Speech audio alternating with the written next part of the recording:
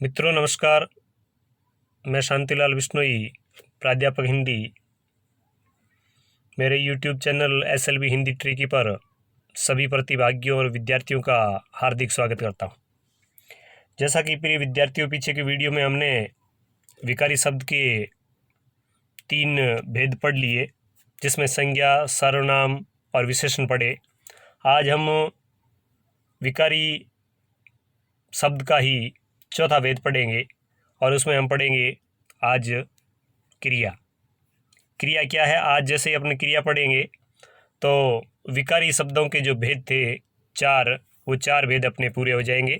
और यदि आपको पीछे के तीनों भेद पढ़ने हैं तो इस वीडियो की डिस्क्रिप्शन में आपको वो तीनों भेद है वो मिल जाएंगे, जहाँ जाकर आप पूरे चारों भेद एक साथ पढ़ सकते हैं। मैं पुनः निवेदन करूँगा कि आप इस वीडियो को ज़्यादा से ज़्यादा शेयर करना, लाइक करना, कमेंट के जरिए अपने राय देना और सब्सक्राइब ज़रूर करके घंटी का बटन ज़रूर दबा देना, ताकि जैसे ही मैं कोई वीडियो अपलोड करूं वो तुरंत आप तक पहुंच जाए। तो आइए आज पढ़ते हैं क्रिया।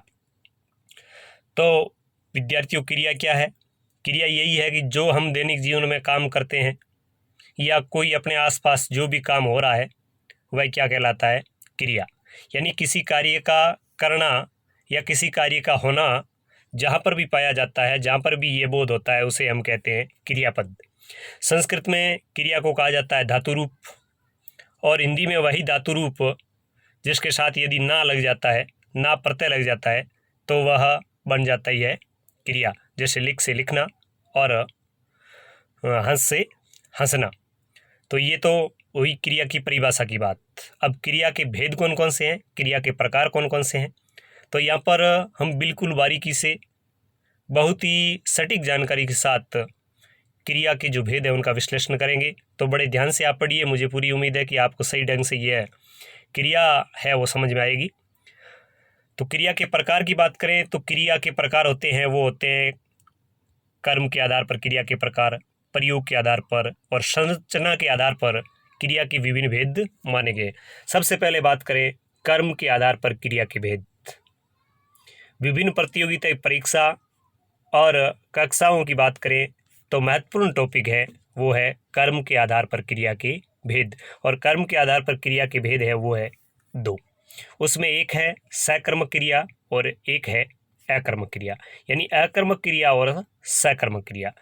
तो यहाँ पर मैं आपके लिए कुछ बातें और क्लियर कर दूं, क्योंकि अक्सर इन दोनों क्रियाओं में मैंने कई कक्षाओं में यह अनुभव किया है कि बच्चे बोलते हैं सकर्मकर या अकर्मकर, मतलब बच्चों को ये पता नहीं होता कि इन शब्दों में मूल शब्द क्या है।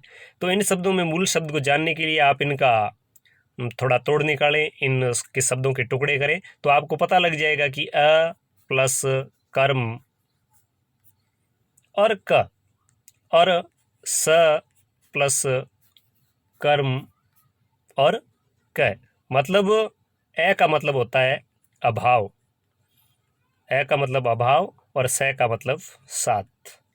जिसमें कर्म का अभाव हो वो अकर्मक, और जिसमें कर्म साथ में हो वो सकर्मक।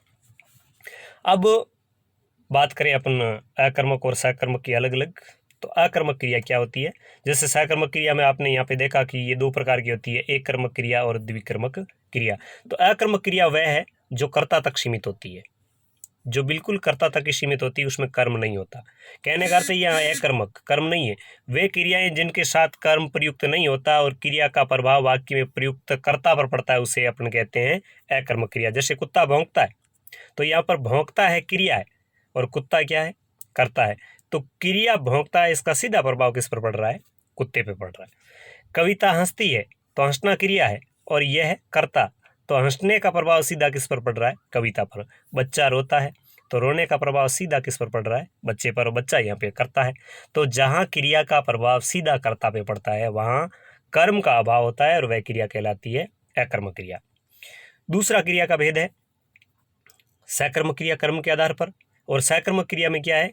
क्रिया के पूर्व क्या लगाने से यदि उसका उत्तर संभव हो, ये इसकी पहचान है, ट्रिक है कि ऐसी क्रिया जिससे अपन क्या लगा दें, प्रश्न करें और यदि उत्तर आने की प्रबल संभावना है तो वह क्रिया होती है सकर्मक क्रिया। वे क्रियाएं जिनका प्रभाव वाक्य में प्रयुक्त कर्ता पर नहीं पड़कर किस पर पड़ता है, कर्म पर, यानी उसमें कर्म होता है, और यदि कर्म है तो वह क्रिया है सकर्मक। अर्थात वाक्य में क्रिया के साथ कर्म भी प्रयुक्त हो उन्हें सकर्मक क्रिया कहते हैं। जैसे उदाहरण के तौर पर अपन देखें, भूपेंद्र दूध पी रहा है। प्रश्न बन रहा है भूपेंद्र क्या पी रहा है, मतलब उत्तर आ रहा है दूध। तो यहाँ पर पी रहा है क्रिया है, दूध कर्म है और भूपेंद्र कर्ता है। तो जिस वाक्य में कर्ता, कर्म और क्रिया तीनों होते हैं और क्रिया का प्रभाव, क्रिया है उसका प्रभाव कर्म पर पड़े, तो वहां पर क्रिया होती है सकर्मक क्रिया। जैसे नीतू खाना बना रही है, बना रही क्रिया है, क्या बना रही है, तो इसका प्रभाव पड़ रहा है खाना बना रही है। तो ये इस प्रकार सकर्मक क्रिया की परिभाषा हुई। अब सकर्मक क्रिया के दो भेद है। दो भेद में एक है एक कर्मक क्रिया, एक है द्विकर्मक क्रिया। तो आइए पढ़ते हैं एक कर्मक क्रिया क्या है और द्विकर्मक क्रिया क्या है। एक कर्मक क्रिया, एक कर्मक क्रिया में क्या होता है कि जब वाक्य में क्रिया के साथ एक कर्म प्रयुक्त हो, एक कर्म ही प्रयुक्त हो, तो वह एक कर्मक क्रिया है। जैसे दुष्यंत भोजन कर रहा है क्या है, क्रिया, भोजन क्या है, कर्म, और दुष्यंत क्या है, कर्ता। तो यहाँ पर कर्म एक ही आया भोजन, इसलिए यह होगी एक कर्मक क्रिया। अब द्विकर्मक क्रिया में क्या होता है, द्विकर्मक क्रिया में जब वाक्य में क्रिया के साथ दो या दो से अधिक कर्म प्रयुक्त होते हैं तो वो क्रिया होती है द्विकर्मक। जैसे अध्यापक जी छात्रों को भूगोल पढ़ा रहे हैं, तो अध्यापक जी क्या है, कर्ता है, और यहाँ पे छात्र और भूगोल दोनों क्या है, कर्म है। तो छात्र भी कर्म है और भूगोल भी कर्म, दो कर्म हो गए। तो यहाँ पे इस वाक्य में दो कर्म होने से छात्रों और भूगोल दोनों कर्म हैं और दोनों पढ़ा रहे हैं क्रिया में आ रहे हैं। तो पढ़ा रहे हैं क्रिया किस प्रकार की मानी जाएगी, द्विकर्मक क्रिया। अब प्रयोग के आधार पर क्रिया के भेद। तो वाक्य में क्रियाओं का प्रयोग कहाँ पर किया जा रहा है, उस क्रिया का किस रूप में प्रयोग किया जा रहा है, इसके आधार पर भी क्रिया के कुछ भेद है। जैसे क्रिया प्रयोग के आधार पर है सामान्य क्रिया। सामान्य क्रिया क्या है, सीधी सी बात है कि ये अधिकतर अकर्मक क्रियाएं होती है। जब किसी वाक्य में एक ही क्रिया का प्रयोग हुआ हो, जैसे महेंद्र जाता है, एक ही क्रिया है, मतलब जाने की क्रिया है, करता है, जा रहा है, राधा आई है, मतलब अकर्मक क्रियाएं हैं, तो वह क्रिया कहलाएगी सामान्य क्रिया। अब दूसरी क्रिया है संयुक्त क्रिया। संयुक्त क्रिया में जैसा कि नाम से ही पता लग रहा है कि क्रियाओं का कोई न कोई योग हुआ होगा। तो जो क्रिया दो या दो से अधिक भिन्नार्थक, सजातीय नहीं है, सजातीय क्रिया हम आगे और पढ़ेंगे। जो क्रिया दो या दो से अधिक भिन्नार्थक क्रियाओं की मेल से बनती है उसे अपन क्या कहते हैं, संयुक्त क्रिया। जैसे जया ने खाना बना लिया, तो यहाँ पर एक तो क्रिया है बना, एक है लिया, और कर्म क्या है, खाना, कर्ता कौन है, जया। हेमू ने खाना खा लिया, तो खा एक तो क्रिया है खाना, एक है लिया, एक है बनाना, एक है लिया, मतलब ये दोनों क्रियाएं जुड़कर किसी वाक्य को पूर्ण कर रही है, इसलिए ये क्रियाएं क्या कहलाएगी, संयुक्त क्रिया। अब इसके बाद एक क्रिया आती है प्रेरणार्थक क्रिया, यानी वे क्रिया, जैसे शब्द इसमें क्या है, प्रेरणा। कहने का भाव यह है कि वे क्रियाएं जिनसे यह बोध होता हो कि वह काम करता स्वयं नहीं करके दूसरों से करवा रहा है। जब हम खुद काम नहीं करें और दूसरों से करवाएं, जैसे वह उससे पत्र लिखवाता है, वह खुद काम नहीं करके किसी दूसरे से कर रहा है, प्रेरित कर रहा है, किसी दूसरे से काम करवा रहा है, तो वह क्रिया कौन सी होगी, प्रेरणार्थक क्रिया। देखिए यहां पर दुष्यंत हेमंत से पत्र लिखवाता है। देखिए ऐसे शब्द जहां पर लिखवाता है, पढ़वाता है, पढ़वाती है, कटवाता है, दिलवाता है, बंटवाता है, मतलब जब दूसरों से काम करवाया जाता है तो वहां पर क्रिया होगी, वो होगी क्रिया प्रेरणार्थक क्रिया। बहुत महत्वपूर्ण क्रिया का भेद है प्रेरणार्थक, और उतना ही महत्वपूर्ण है पूर्वकालिक क्रिया। पूर्वकालिक में क्या है, जैसे शब्द आप देखिए पूर्व और कालिक। पूर्व और कालिक यानी जब क्रिया वर्तमान में जो हो रही उससे पहले वो क्रिया पूरी हो चुकी है, पूर्व के काल में पूरी हो चुकी है। जब किसी वाक्य में दो क्रियाएं प्रयुक्त हुई हो और उनमें से एक क्रिया दूसरी क्रिया से पहले संपन्न हो गई हो, तो पहले संपन्न होने वाली क्रिया क्या कहलाती है? पूर्वकालिक क्रिया। बहुत ही महत्वपूर्ण क्रिया का भेद है, जिसमें किसी वाक्य में हमें पता लग रहा है कि दो क्रियाएं हुई है, लेकिन उनमें एक क्रिया बाद में हुई है, एक क्रिया पहले हुई है। तो पहले होने वाली क्रिया है उसको अपने क्या कहते हैं? पूर्वकालिक क्रिया। उदाहरण देखिए, उदाहरण में आप देखिए कि महेंद्र पढ़कर सो गया, महेंद्र पढ़कर सो गया। तो यहाँ पर बाद में क्रिया कौन सी हुई है? सो गया। जबकि पहले क्रिया क्या हुई है? पढ़ने की। तो पढ़कर क्रिया है वो क्या है? पूर्वकालिक क्रिया, क्योंकि यह क्रिया पहले हुई है। यहाँ पढ़कर क्रिया पूर्वकालिक क्रिया है। किसी मूल धातु में कर या कर के लगाने से पूर्वकालिक क्रिया बनती है। यह इसकी पहचान है। पहचान क्या है? कि कोई भी धातु है, मूल धातु, उसमें यदि अपने कर या कर के लगा देते हैं, वह पढ़कर, वह पढ़ करके, वह खाना खाकर, वह खाना खा करके, वह खेल कर, वह खेल करके, तो ये इसकी दो पहचान है। ऐसा होने पर वह क्रिया कौन सी मानी जाएगी? पूर्वकालिक क्रिया। अब है नाम धातु क्रिया। नाम धातु क्रिया क्या है विद्यार्थियों? कि वे क्रियापद जो या तो संज्ञा या सर्वनाम या विशेषण से बनते हैं। या तो संज्ञा शब्द से बनेगी वह क्रिया, या सर्वनाम शब्द से बनेगी, या विशेषण शब्द से बनेगी, तो वह क्रिया कहलाएगी नाम धातु क्रिया। जैसे रंग से रंगना, लाज या लज्जा से लजाना, अपना से अपनाना, गर्म से गरमाना, चमक से चमकाना, गुदगुद से गुदगुदाना। तो ये या तो संज्ञा से बन रही है, या सर्वनाम से बन रही है, या विशेषण से बन रही है। तो इस प्रकार की यदि क्रियाएं इन शब्दों से बन रही है तो उनको अपन कहेंगे नाम धातु क्रिया। अब कुछ क्रियाएं होती है कृदंत क्रिया। अब कृदंत क्रिया क्या है? कृदंत क्रिया मतलब वे क्रियापद जो क्रियापदों के साथ प्रत्यय लगने से बनते हैं। ऐसी क्रियापद जो क्रियापदों के साथ प्रत्यय लगने से बनते हैं उन्हें क्या कहते हैं? कृदंत क्रियापद। जैसे चल से क्रिया बनी चलना, तो यहाँ पर चल शब्द क्या है? क्रिया है। लेकिन क्रिया से क्रिया बनी आगे कौन सी? चलना। तो चल से चलना बनी, तो ये क्रिया चलना है, ये कौन सी कहलाएगी? कृदंत क्रिया। और फिर चलता, ये भी कृदंत। चल कर, ये भी कृदंत, क्योंकि मूल क्रिया क्या है? चल। और इसमें या तो ना लगा, या ता लगा, या कर लगा, ऐसा लगने से वह क्रिया क्या कहलाई? कृदंत क्रिया। अब बात करें सजातीय क्रिया। सजातीय क्या है? सम्मान जाति की क्रिया।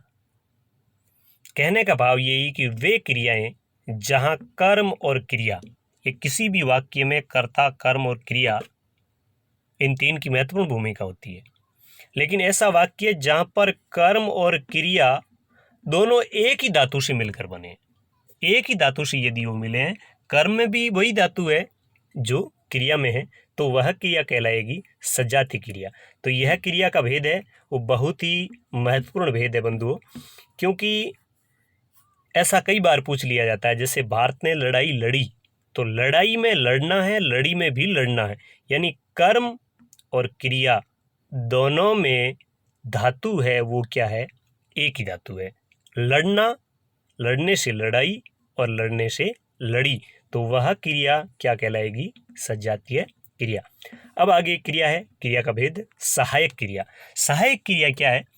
कि किसी वाक्य में मूल क्रिया की सहायता करने वाली क्रिया है। एक क्रिया होती है मूल, और उसको पूर्ण करने में दूसरी क्रिया है वो अपना पूर्ण सहयोग देती है, तो वह क्रिया क्या कहलाती है? सहायक क्रिया। जैसे देखिए आप, तो मूल क्रिया और उसमें सहायता देने वाली जो क्रियापद है वो क्या कहलाता है? सहायक क्रिया। जैसे उदाहरण देखिए आप, अरविंद पढ़ता है, तो यहाँ पर पढ़ना है वो क्या है? मूल क्रिया है। लेकिन है जो साथ में आया है वो इस वाक्य को पूर्ण कर रहा है, सहायता दे रहा है, इसलिए यह कौन सी क्रिया हुई? सहायक क्रिया। भानु ने अपनी पुस्तक मेज पर रख दी। तो यहाँ पर रखना क्या है? मूल क्रिया है, लेकिन उसको पूर्ण करने में सहयोग देने वाली क्रिया है, वो क्या है? दी। तो रख दी, तो दी क्या है? सहायक क्रिया है। यहाँ पर पढ़ता है तो है क्या है? वो सहायक क्रिया है। उक्त वाक्यों में है और दी ये सहायक क्रियाएं है। अब देखो क्रिया के भेद काल के अनुसार। काल के अनुसार क्रिया के भेद आप देखिए। काल के अनुसार क्रिया के 3 प्रकार के भेद होते हैं। बिल्कुल साधारण सी बात है, क्योंकि उसमें एक क्रिया होगी भूतकालिक क्रिया। क्रिया का वह रूप जिसके द्वारा बीते समय में कार्य संपन्न होने का बोध हो। जैसे अपने को पता लगे कि समय बीत गया है, काम पीछे हो चुका है, तो वह क्रिया होगी भूतकालिक क्रिया। जैसे सरोज गई, सीधी सी बात है, अकर्मक क्रिया का रूप है, लेकिन वह गई, काम हो चुका है, भूतकालिक क्रिया। राम पुस्तक पढ़ रहा था, जब हमने उसको देखा तब वह पढ़ रहा था। अब पढ़ रहा है या नहीं पढ़ रहा है, लेकिन वह पढ़ रहा था, तो वह क्या है? श्रेणी किसकी है? अपूर्ण भूत की। अपन काल पढ़ेंगे तब जरूर पढ़ेंगे अपूर्ण भूत है, संदिग्ध भूत है, ये क्या, इनके भेद क्या होते हैं। तो अपूर्ण भूत, राम पुस्तक पढ़ रहा था मतलब पढ़ रहा था, समय बीत चुका है, तो ऐसी क्रियाएं क्या कहलाएगी? भूतकालिक क्रिया। काल के आधार पर क्रिया का दूसरा भेद है वर्तमान कालिक क्रिया, यानी क्रिया का वह रूप जिसके द्वारा वर्तमान समय में कार्य संपन्न होने का बोध होता है। जैसे कमला गाना गाती है, क्या गा रही है? गाना, सकर्मक क्रिया है, लेकिन काल की दृष्टि से देखें तो किस प्रकार की है? वर्तमान काल की। गा रही है मतलब अब गा रही है वह। विमला खाना बना रही है, बना रही है मतलब कार्य पूर्ण नहीं हुआ है, तो वह बना रही है। तो इस प्रकार की क्रियाएं जिससे कार्य के सतत रूप से जारी होने का बोध हो या वर्तमान काल में कार्य के होने का बोध हो, तो वह क्रिया कहलाएगी वर्तमान कालिक क्रिया। काल के आधार पर क्रिया का तीसरा भेद देखिए भविष्यकालिक क्रिया, यानी क्रिया का वह रूप जिसके द्वारा आने वाले समय में क्रिया के संपन्न होने का बोध होता है। न तो क्रिया हुई है, न क्रिया हो रही है, बल्कि ऐसे क्रियापद जिनसे यह पता लगता है कि काम आने वाले समय में होगा, तो वह क्रियापद क्या कहलाएगा? भविष्यकालिक क्रिया। जैसे नीलम कल जोधपुर जाएगी, कहाँ जाएगी? जोधपुर।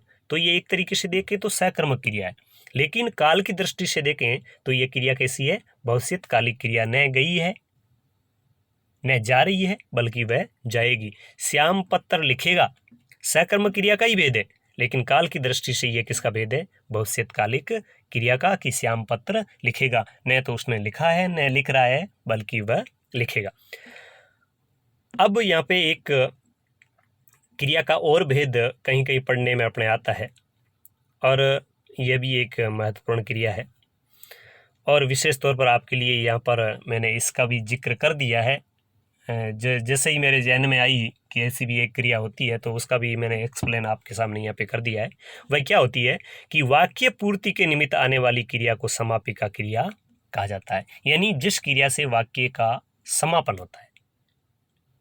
जैसे 2 क्रियाएं होती है, एक होती है अपने पढ़ा पहले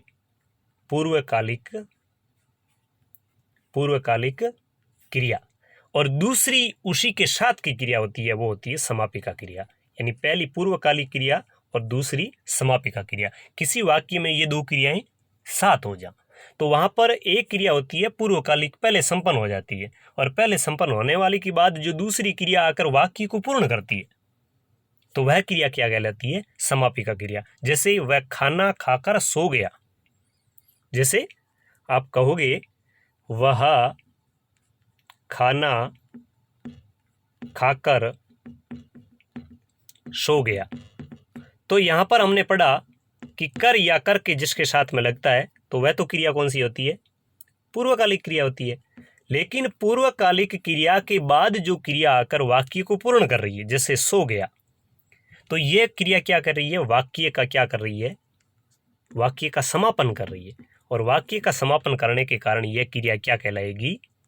यह क्रिया कहलाएगी समापिका क्रिया, यानी वाक्य का समापन करने वाली क्रिया। और नोट आप यह ध्यान रखें कि यह क्रिया पूर्वकालिक क्रिया के साथ आती है। पूर्वकालिक क्रिया के बाद आकर जो वाक्य को पूर्ण करती है, वह पूर्वकालिक क्रिया के बाद आने वाली दूसरे नंबर की क्रिया है, वो कौन सी है? समापिका क्रिया।